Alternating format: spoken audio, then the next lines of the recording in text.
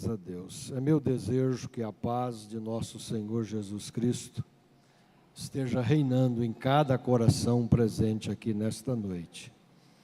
Que a mão do nosso Senhor Jeová esteja atuando em benefício de cada um. Aproveitando que os irmãos estão de pés, se você puder abrir a sua Bíblia comigo, livro dos Provérbios, capítulo 3, verso 9 e 10. Está dentro do tema da palavra desta noite. Glórias a Deus. Provérbios, capítulo 3, versos 9 e 10. Graças a Deus. Aleluias. Todos já encontraram? Quem não encontrou, com certeza nós temos aí a projeção. Nessa tradução que está comigo aqui, diz o seguinte: honre o Senhor com todos os teus recursos e com os primeiros frutos de todas as suas plantações. Os seus celeiros ficarão plenamente cheios, e os seus barris transbordarão de vinho. Amém? Tome os vossos assentos, nós já oramos. Graças a Deus. Antes de eu entrar na palavra, eu quero testemunhar com os irmãos algo que eu estou vivendo nesse ano de 2017. Eu assumi no mês de fevereiro, lá na nossa congregação, que é do mesmo campo, da mesma área, Congregação do Alto da Glória, no mês de fevereiro desse ano, um trabalho intitulado Trabalho de Missões. Mas dentro desse trabalho de missões, a gente está cuidando de mais duas áreas. A gente cuida do celeiro e a gente cuida da parte do discipulado, integração. Tudo dentro do campo de missões. E quando o pastor me entregou essa tarefa, sem ter nenhuma fonte de renda pré-estipulada para a gente estar administrando, eu assumi assim com um certo sentimento de dificuldade, né? Mas Deus colocou no nosso coração algo para ser feito com a congregação, e nós apresentamos o projeto, a igreja abraçou de coração, e então, dentro do projeto que a gente iniciou no mês de fevereiro, estava a intenção de ajudar os missionários, o Hélito e Zaqueu, que é conhecido da igreja aqui do Jardim Olímpico, porque vocês também são parceiros deles, nas viagens missionárias que eles fizessem. E Deus colocou no meu coração, eu apresentei para a igreja abraçou, que na próxima viagem que eles fossem fazer, nesse ano de 2017, nós iríamos completar o tanque de combustível do ônibus deles. E eu pensei sim, eu tenho um certo conhecimento, que eu já fui motorista de caminhão, motorista de ônibus, falei, deva pegar uns 400 litros o tanque, mais ou menos. Então vai para o posto com o restinho, ainda tem um pouco, né? 300 e poucos litros a gente enche o tanque. O dia que eu liguei para o Wellington e para o Zaqueu, falando disso, a alegria deles, me veio o desejo de perguntar, né? Quantos litros de combustível cabe o ônibus de vocês? Eu falei, se tiver sequinho é 600 litros. Se tiver um resto, né? Mas aí a gente falando com a igreja de novo, com os irmãos que fechou a parceria com a gente, nós vamos completar o tanque em nome de Jesus, né? E aí, irmãos, para completar o gozo, a alegria, a gente recebe na nossa igreja, para congregar conosco, uma missionária de 1,5 metro de estatura. Testemunho, magrinha, mas de um perfil, de uma coragem, né? E os missionários foram lá fazer um trabalho de apresentação, mostrar o projeto da viagem, para onde é que eles iam, e ela encantou com o processo, né? Na outra semana ela estava lá na sede do Promave, e já fechou com eles que ia na viagem missionária com eles. E assim aconteceu. Quando eles marcaram uma viagem, eu fui pessoalmente lá. Eles enviaram para mim lá o motorista do ônibus. Eles nem estavam na cidade de Goiânia, porque eu ia sair de férias, eu precisava antecipar. Eu fui com esse ônibus lá no posto, junto com o motorista, e mandei completar o tanque até borbulhar. 504 litros coube no tanque. Aí eles pediram mais um óleo lubrificante, mais alguma coisa lá, fechou uma conta de R$ 1.498, né? O caixa de missões da igreja pagou à vista e a alegria nossa foi tamanha, tá? E eu apresentei para a igreja naquele processo, o dia que eles estiveram lá para apresentar o trabalho, e eu creio que isso vai servir aqui também para vocês que são colaboradores e que participam do projeto, ou com a igreja, ou com a escola, a seguinte proposta, ou a seguinte ideia. Quando a gente vê alguém dando relatório de um trabalho missionário, de um trabalho de pregação, de almas que se renderam aos pés de Jesus, e a gente não participou, a gente se alegra pela alma que se rendeu, pelo trabalho que foi feito, a ajuda que foi dada, mas não é completo só aquela alegria. Então eu disse para os irmãos o seguinte: até o momento, a gente está feliz com o que eles fizeram, mas quando eles chegarem da próxima viagem, que vierem aqui como foram, para dar o relatório do desempenho da viagem, e quando vocês verem o que foi feito, quantas cestas foi distribuído, quantas almas aceitaram Jesus, quantas pessoas foram curadas, aí você vai ter o sentimento de poder dizer: eu estava lá, eu estava presente. Presente de que forma? Missões se faz indo, enviando e contribuindo, né? Orando também se faz missão. Então o nosso lema lá é esse: se faz orando, indo e contribuindo. Então, além da igreja enviar uma missionária com eles, ela foi presente, nós contribuímos com a viagem de ida deles. O combustível que nós colocamos no ônibus deu para eles irem até o destino, né? E o que foi mais interessante, na viagem, quando eles foram nos dar o relatório, o Hélio Zaqueu, em particular, me falou: pastor, se o senhor não tivesse patrocinado o tanque de combustível, nós tínhamos que ter adiado a viagem. Não tinha como sair daqui para a viagem. Então a gente vê Deus no processo. Então parabéns pela iniciativa da igreja. Eu sei que esse trabalho aqui ele é muito antigo, tá? De parceria com o Hélio Zaqueu, de ajuda às pessoas que realmente necessitam, tá? Então parabéns à igreja do Jardim Olímpico, sobre a direção do pastor Lázaro e essa equipe de obreiros que são seus auxiliares. Deus ama quem faz isso e faz com alegria, tá? E às vezes Deus levanta alguém para colocar na frente, ele mesmo não faz quase nada, mas ele serve de ponte, Deixa eu completar isso aqui dizendo algo.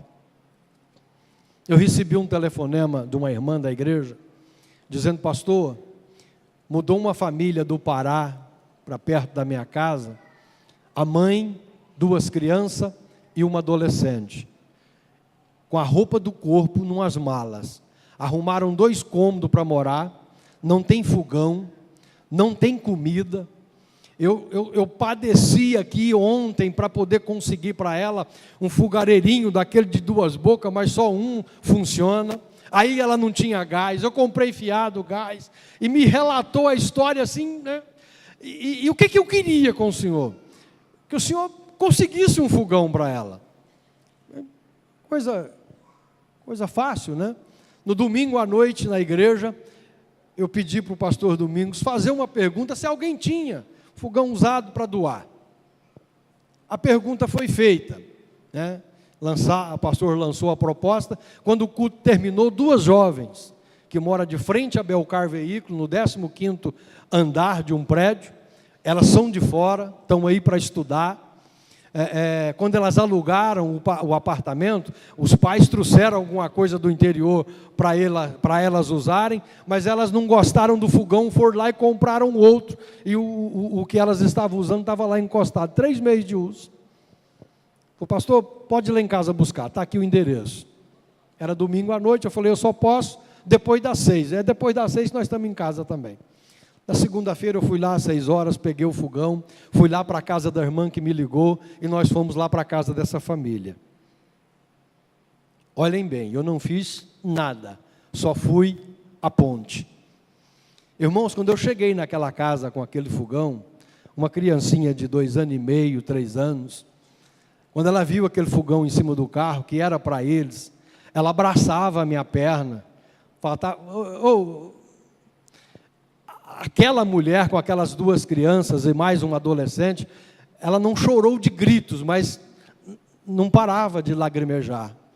Aí a gente olha para uma situação dessa e vê o quanto o cuidado de Deus é perfeito. O quanto o cuidado de Deus é perfeito. O meu trabalho foi lá buscar o fogão e levar na casa dela. Só fiz a ponte, né? E a gratidão que a gente vive no momento desse, ela é de emocionar, gente, tá?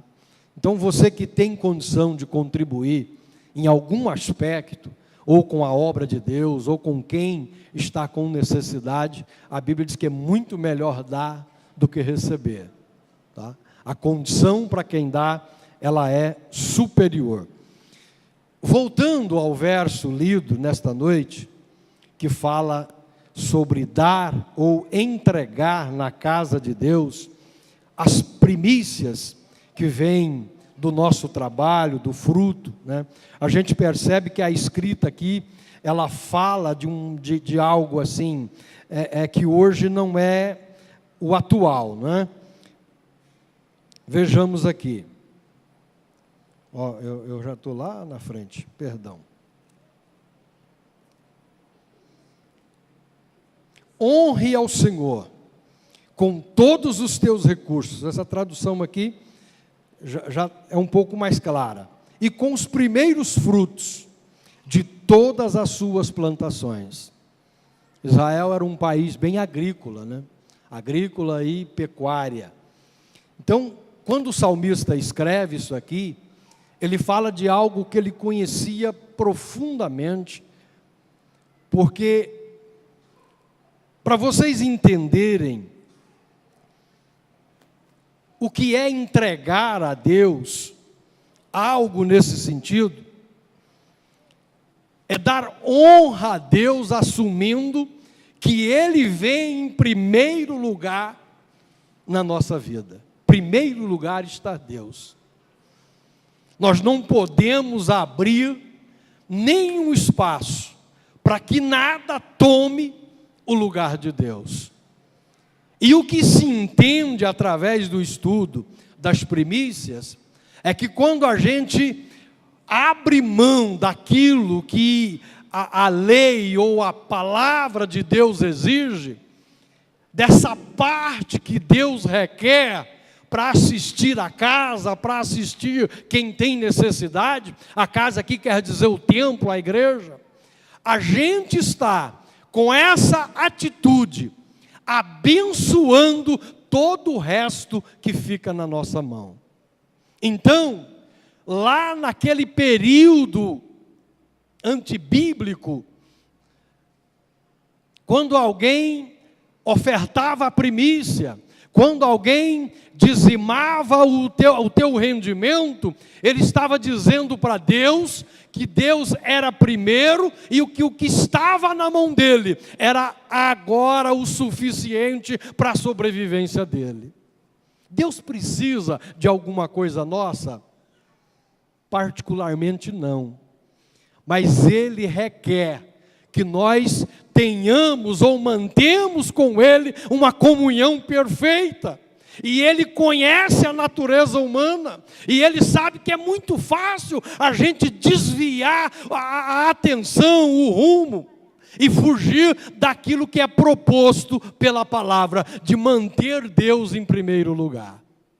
Então, quando o salmista diz para nós honrarmos ao Senhor com todos os nossos recursos e com os primeiros frutos de todo o nosso rendimento, ele está dizendo que nós não podemos esquecer que tudo que vem à nossa mão vem pela bênção do soberano.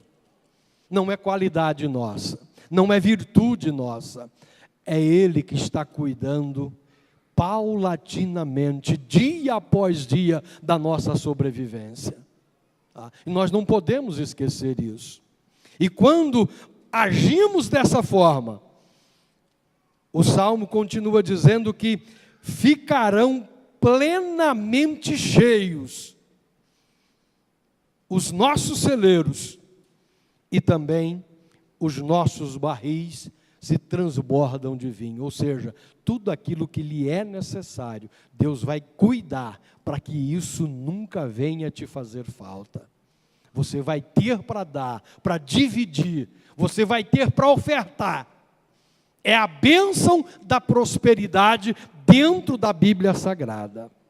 Então, ofertar as primícias a Deus, ou manter Deus em primeiro lugar em nossa vida, em primeiro lugar, é dar-lhe honra, é distingui-lo de tudo nesta terra, de tudo. Então, a gente precisa aprender a dizimar o nosso tempo, a dizimar o nosso salário, a dizimar a nossa renda a Deus, para não esquecermos em nem um momento sequer que Ele ocupa o primeiro lugar na nossa vida.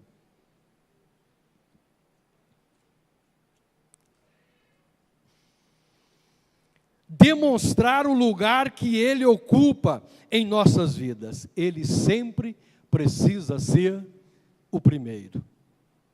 O primeiro. E Deus conhece muito bem a natureza humana. E pelo fato dele conhecer, ele elaborou algo chamado de palavra, a palavra de Deus, a Bíblia Sagrada. 1.500 anos de construção, mais de 40 autores, em regiões diferentes, profissões diferentes, estado de conhecimento diferente. Mas quando agrupou isso aqui em 66 livros, que é chamada hoje de Bíblia Sagrada, Palavra de Deus, para que aqueles que foram alcançados pela mão poderosa dele, tenha à mão a Bíblia, que é a nossa regra de fé, que é a nossa bússola, que não nos deixa vagar sem direção, sem norte. Ela nos dá a direção. E em toda ela você vai encontrar Deus assumindo que na vida do ser humano, Ele precisa assumir o primeiro lugar. O primeiro lugar. E é muito fácil desviar disso. Então eu quero dividir com os irmãos aqui alguma coisa dentro da palavra. A vida cristã, ela só será abundante se nós atentarmos para os princípios dessa palavra. Ela tem princípios. Esses princípios no Antigo Testamento foi dado a Israel como leis, como estatutos perpétuos, para serem seguidos e obedecidos. E dentro deles estava a regra de entregar as primícias ao Senhor.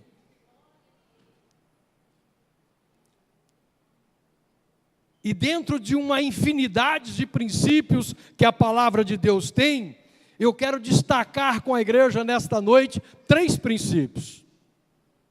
E esses princípios, eles podem tornar o filho de Deus, o crente, o cristão, abundantemente por observar e dar atenção aos princípios apresentados pelo próprio Deus através da sua palavra. Primeiro, para se servir a Deus, é preciso ter fé. E fé é o principal dos princípios da palavra para que a gente consiga viver na presença de Deus de modo digno, honrado e abençoado. Não é? Vamos ler Hebreus 11, versículo 6. É praticamente um textuário, mas vamos acompanhar. Já está projetado aqui? Não, né? Vamos ler nessa tradução aqui. 11, 6. Ora, sem fé é impossível agradar-lhe, porque é necessário que aquele que se aproxima de Deus creia que Ele existe e que é galardoador dos que o buscam. O escritor aos Hebreus aqui apresenta que sem esse princípio, ninguém vai conseguir agradar a Deus, porque se faltar a fé, falta tudo. Falta tudo. Sem fé, eu não tenho coragem de trazer o meu dízimo para a casa do Senhor, ele vai me fazer falta. Não tenho fé em Deus. Sem fé, eu não tenho coragem de ir lá no supermercado, comprar uma cesta dessa e entregar na casa do Senhor. Sem fé, eu não tenho coragem de fazer uma oração para Deus me livrar do mal. Tem fé? Estão me entendendo? A fé, ela é básica na nossa vida. É o principal pilar que nos sustenta de pé. E fé em quem? Em Deus. E quem é esse Deus? Quem é esse Deus?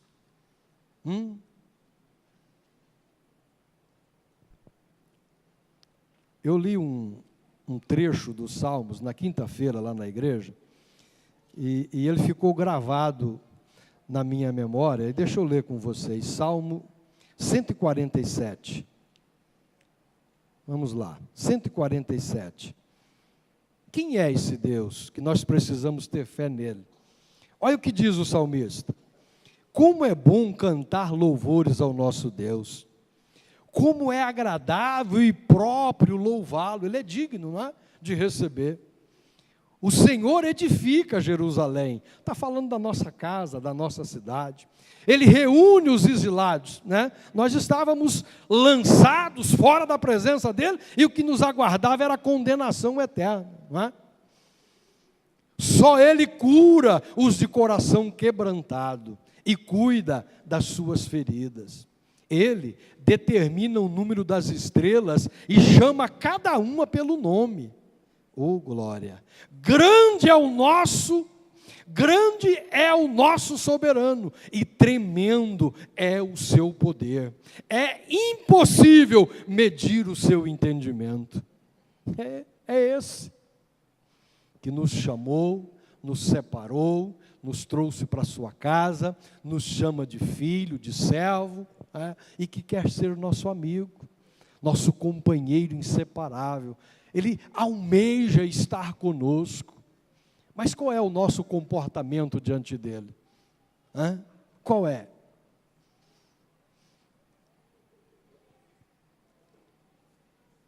A Bíblia diz que a fé é o firme fundamento das coisas que não se veem, mas que se espera. Então, sem fé, nós não temos como esperar a salvação que Deus nos prometeu. A gente vai perder a esperança, a força, o vigor, a vontade, não é? Então, por isso, nós precisamos estar constantemente aos pés do Senhor, vivendo de forma que a nossa fé provoque em Deus algo em nosso benefício. Foi isso que Abraão fez. Esse capítulo 11 de Hebreus fala tanta coisa linda a respeito da fé, tanta coisa linda, pela fé. Enoque foi trasladado. Pela fé, Abraão, sendo chamado, não hesitou, partiu para uma terra distante. E ali está a galeria dos heróis. Fé. Pessoas que não puderam viver a promessa, mas deu seguimento a ela até o ponto em que lhe coube a sua parte, na expectativa, na esperança. É tão lindo que lá fala que José, pela fé,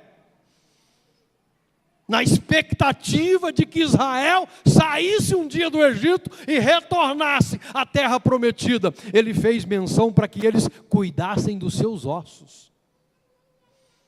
E aí, uns 300 e muitos anos depois, quando Israel sai em liberdade do Egito, os ossos de José é levado.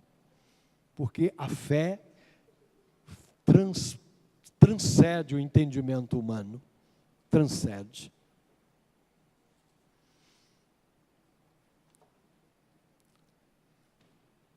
Um outro pilar do Evangelho, para que a nossa vida se torne uma vida abundante, nós precisamos dar atenção aos princípios. O segundo é a prática.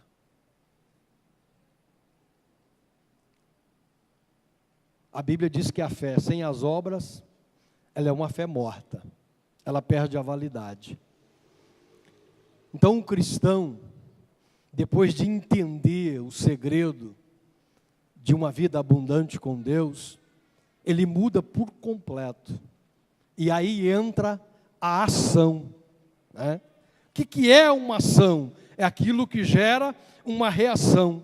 É as obras, a prática. Você pode ler comigo Mateus, capítulo 7, o verso 24. Mateus 7, 24.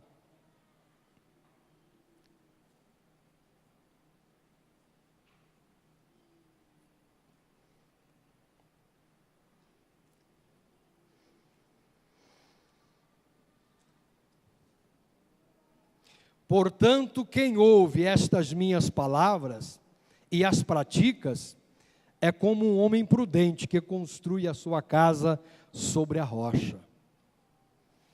Jesus está caminhando aqui para o encerramento do Sermão da Montanha. E ele tinha falado de tudo que o ser humano precisa fazer para ter uma vida plenamente abundante dentro do Evangelho. Ele tinha falado tudo. Ele falou, dentro do contexto, que o crente deixaria de lutar para juntar tesouros na terra. Que se ele fosse ofendido, ele dava outra face. Que se alguém obrigasse ele a caminhar com ele 1 milha, ele ia com ele 2. Ele ia fazer oração pelos seus inimigos. Ele ia orar por aqueles que os perseguiam. Eles iam buscar em primeiro lugar o reino de Deus e a sua justiça. Ação, prática. E quando Jesus está encerrando, então, o Sermão da Montanha, ele fala desta parábola dos 2 alicerces, e ele começa então dizendo, portanto, quem ouve estas minhas palavras, desde o capítulo 5, esse sermão ensina o que é um viver cristão, e as coloca em prática, ou quem as pratica, é como um prudente que construiu a casa sobre a rocha. Depois dessa casa edificada, a tempestade que veio, a força das águas, do vento, não pôde destruí-la, porque ela estava edificada. E ele conclui então dizendo que quem simplesmente ouve e não as coloca em prática, construiu sobre areia. A primeira tempestade que vir, a ruína é total. É total. Então, se você puder observar à sua volta, dentro do seu convívio, a verdade que isso aqui expressa, você vai olhar para Jesus e falar: Senhor, vale a pena ser crente, vale a pena te servir, sabe? A nossa sociedade está podre, está manchada, nós estamos cercados por situações que não queremos nem no nosso setor, quanto mais na nossa porta. Mas o Salmo 91, na sequência ali, diz que 1000 cairão do teu lado, 10.000 à tua direita, mas que nós não seríamos atingidos. E que dentro do segmento de manter Deus como soberano na nossa vida, nenhuma praga chegaria até a nossa tenda ou a nossa casa. Então vale a pena viver, praticar isso, né? Manter isso dentro do nosso cotidiano. Para quê, pastor? Para quando chegar aquela hora que você tem que gritar por socorro, você tem que clamar por alguma providência divina, a sua fé e a sua conduta lhe dá direitos de chegar ao altar de Deus e falar: Senhor, estou precisando de Ti, eu tenho necessidade, Tu conheces a minha fragilidade, sabe que nada sou, que eu não posso acrescentar um segundo na minha vida, mas o Senhor é soberano, soberano. Olha, a ciência diz que há muito mais estrelas no céu do que areia na terra. Parece uma coisa utópica, né? Não é real, mas diz que é real, a ciência prova que é real. E a Bíblia diz que Deus conhece cada uma delas e chama pelo nome. Eu olho para vocês aqui, eu vejo uma infinidade de rostos diferentes. Deus conhece o particular de cada um. Ele conhece o teu endereço. Ele sabe o número do seu CEP, do seu telefone. Ele conhece o teu andar, o teu deitar, o teu caminhar. E a Bíblia diz que antes que você pronuncie uma palavra, Ele já é sabedor do que você haveria de dizer. Que Deus é esse? Foi na mão dele que nós entregamos a nossa vida. Então, por que andar ocioso, preocupado? Por que não confiar, não deleitar? Por que não abençoar tudo aquilo que Ele nos concede, tendo a prática da devolução da parte que é exigida? Alguns teólogos dizem que se a gente fizesse disso uma prática, primeiro lugar, quando você receber o teu salário, você não gastar um centavo com nada, antes de deixar no tesouro da casa do Senhor aquilo que é dele, para que todo o resto seja abençoado pelo Pai. Deus vai entender através dessa ação que você santificou aquilo que Ele pôs em sua mão. E o que é santo, a Bíblia diz que o devorador não tem domínio sobre ele. Não tem domínio. Em terceiro lugar, dentro dos princípios da palavra de Deus, eu separei aqui para a gente falar um pouquinho sobre o perdão. Princípio básico para se viver em comunidade, em sociedade. Perdão. Sabe por quê? Nós somos falhos. É muito fácil a gente tropeçar, cometer um erro com alguém, ofender alguém, às vezes até inocentemente, sem querer, mas isso é do ser humano. Tá? Quem usa muito a palavra está mais suscetível ao erro.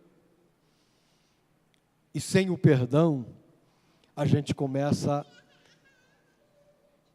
a trazer uma vida mesquinha na presença de Deus.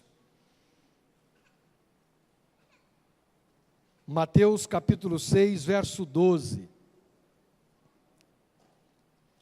Mateus capítulo 6, verso 12.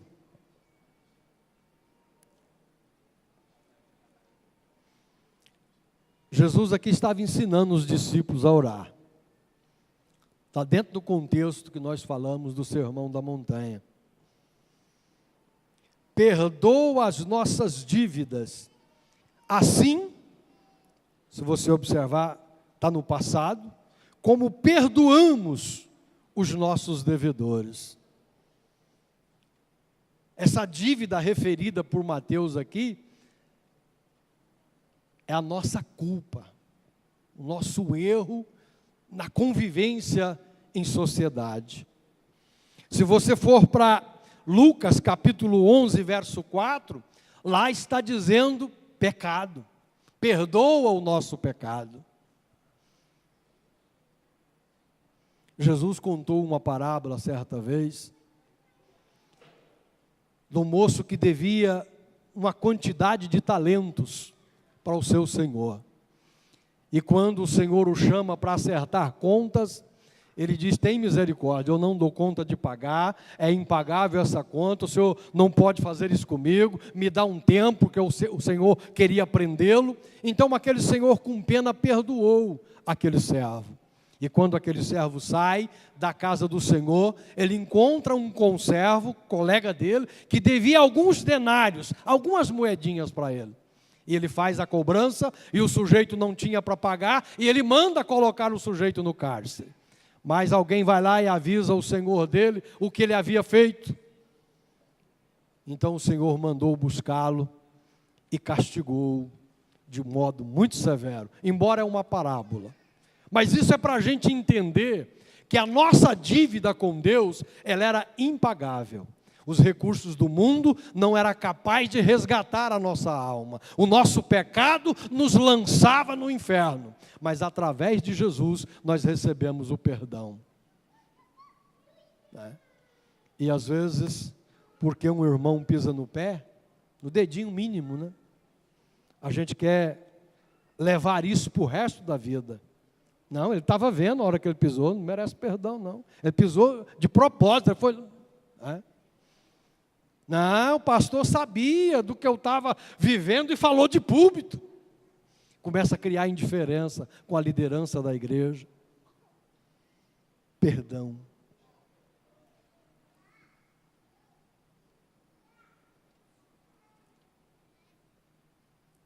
O perdão, ele cura a alma. Ele sara a ferida.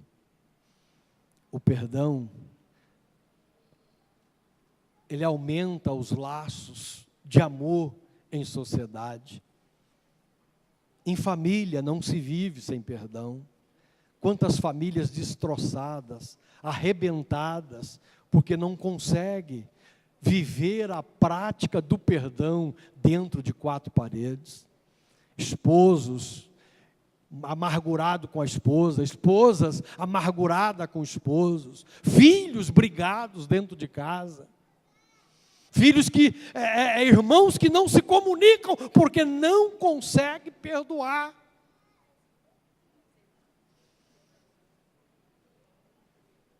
Isso não é de Deus.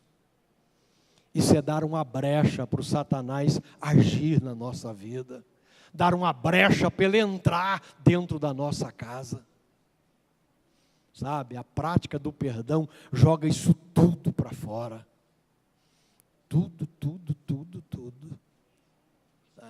A Bíblia chega a dizer que se a gente trouxer um sacrifício para a casa de Deus, e quando entrarmos no templo, lembrarmos que um irmão tem algo contra nós, ou nós temos contra ele, é melhor largar de sacrificar e ir lá primeiro tratar a situação para que o nosso sacrifício seja recebido na casa do Senhor.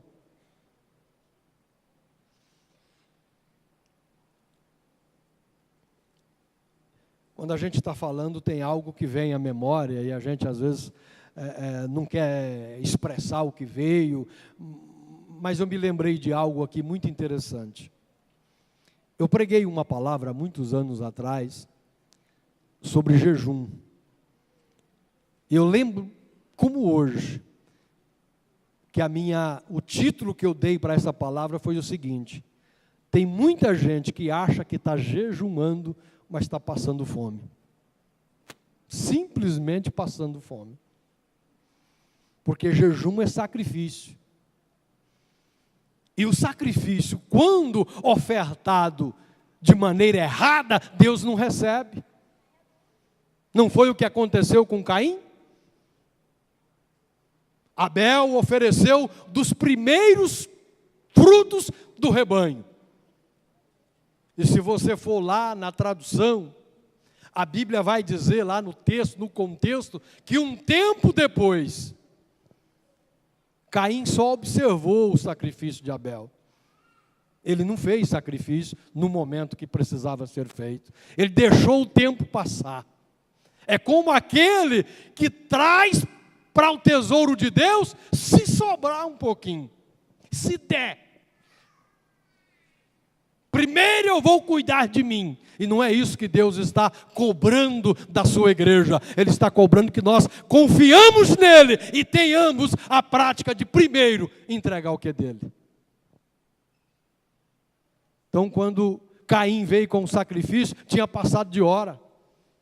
Alguns teólogos definem a rejeição de Deus ao sacrifício de Caim dentro dessa linha. Havia passado o momento. Não era mais os primeiros frutos. Não foi porque ele trouxe algum tipo de cereal. Não, Deus também recebe e consagra o cereal. Era também uma forma de sacrifício. Alguém defende a ideia de que isso ainda não estava claro na mente do ser humano. Engano, porque naquele tempo a palavra era corpo a corpo, era um olhando no olho do outro, como se diz. Deus falava literalmente com o ser humano nesse período bíblico. Então ele sabia o que estava fazendo. Tanto que quando ele começa a remoer dentro de si que ele ia matar Abel, Deus disse: Caim, olha lá o que você está querendo fazer. Pecado jaz à porta. E ele procede da maneira que procedeu. Tenhamos cuidado com o nosso viver espiritual. Tenhamos cuidado. Deixa eu recapitular com vocês. Os 3 princípios apresentados nesta noite para que nós tenhamos uma vida cristã abundante. Fé.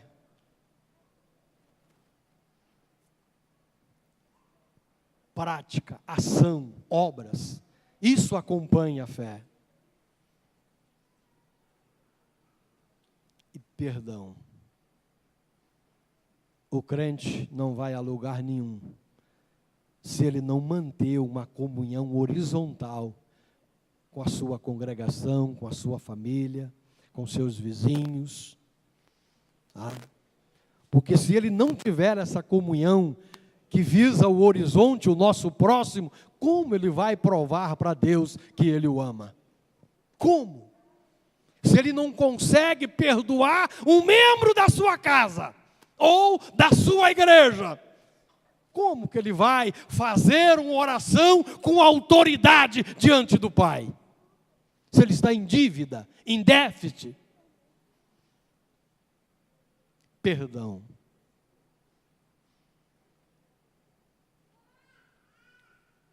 Isso é uma reflexão bíblica.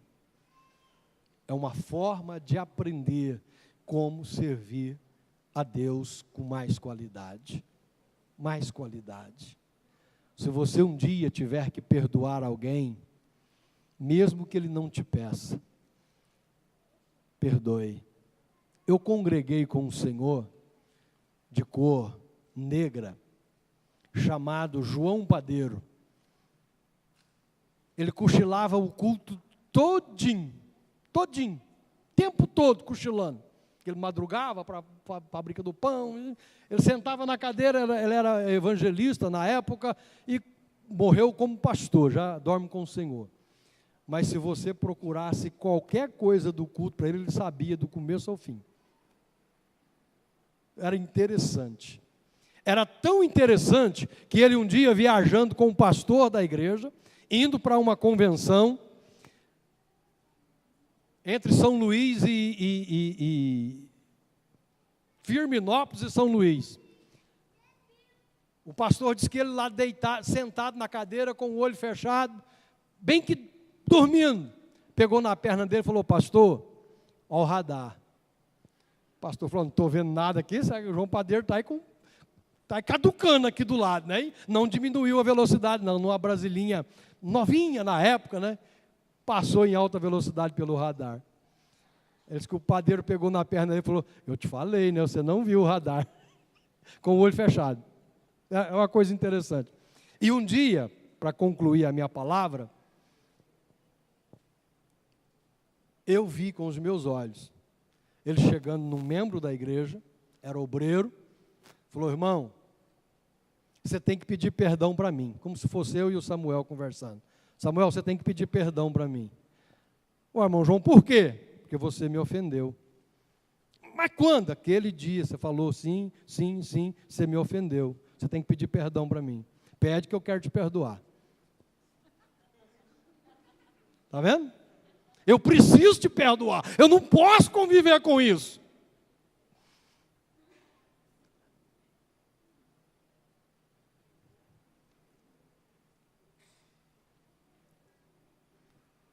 Agora a gente mantém aquela linha, né? Se ele pedir, vou ver. Eu vou pensar sobre o fato.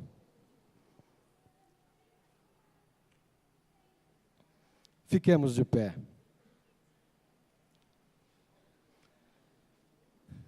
Você pode recordar comigo? A vida cristã só será abundante se atentarmos para os princípios da palavra. Eu falei de 3, mas a gente poderia aqui enumerar uma quantidade. Esses 3 são os pilares da vida cristã. Tá? Primeiro, sem fé nós não agradaremos a Deus. Sem a prática daquilo que lemos, que observamos na palavra, a nossa fé é morta, não é? E sem o perdão, nós não vamos a lugar nenhum. Lugar nenhum. Tá? Pastor, mas eu nunca precisei perdoar ninguém. Parabéns. Que você é um camarada de firmeza, né? E de um procedimento ideal. Mas eu já tive que perdoar muita gente. Muita gente. E já tive que pedir perdão para um tanto também. Porque não sou perfeito. Não é? Aquela palavrinha que a gente aprende na escola, aprende em casa, né? Ou desculpa, perdão. Às vezes a gente consegue pedir perdão para alguém lá na rua, pessoas que a gente nunca viu. Né?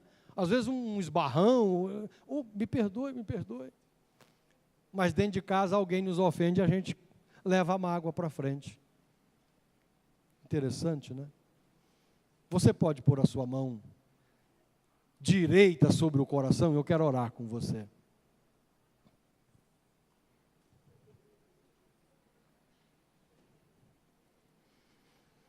Querido Deus e eterno Pai, quero te agradecer nesse momento, pela oportunidade que o Senhor me deu de estar nesse lugar, fazendo esta reflexão na Tua palavra. Eu acredito que o Espírito Santo do Senhor está realizando obras aqui no nosso meio. E estas obras podem fazer alguém saltar ou dar um salto na qualidade da sua vida espiritual. Meu Senhor, aumenta a nossa fé, para que nós possamos acreditar que o Senhor é soberano em tudo.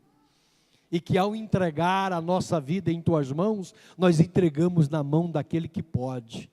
O Senhor não conhece o significado do impossível. Tudo está sobre o Teu comando, o Teu controle. A Tua ação é a ação daquele que tem conhecimento, como diz a Tua palavra. Meu Deus, nos ajude na condição de filhos, de servos, a manter uma fé viva em Ti, a ter uma vida de prática que mostre às pessoas quem somos, o que queremos e para onde estamos indo.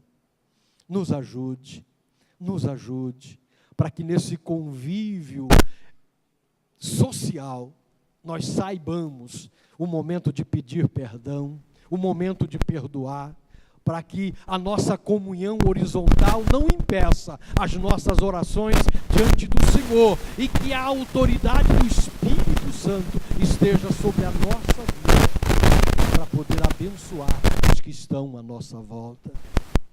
Meu Deus, faça da tua igreja exemplo no meio dessa sociedade caída.